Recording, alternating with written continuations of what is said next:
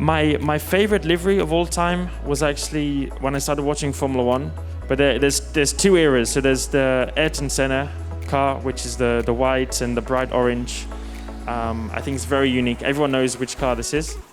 But also the 2007, 2008, when it was the Vodafone McLaren Mercedes.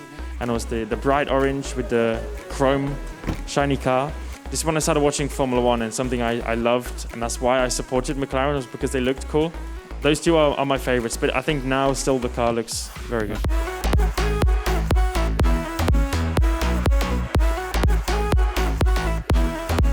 McLaren as a Formula One car needs to be orange, no matter what. And the fans love Papaya. I think like Papaya now looks great.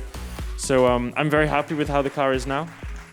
As a road car, again, if you have like a lot of black and orange, I think is one of the best combinations. So when you have like, my favorite car is the 765 LT with McLaren, and you have a lot of carbon fiber and Papaya orange as the car, and this is also one of my favorites.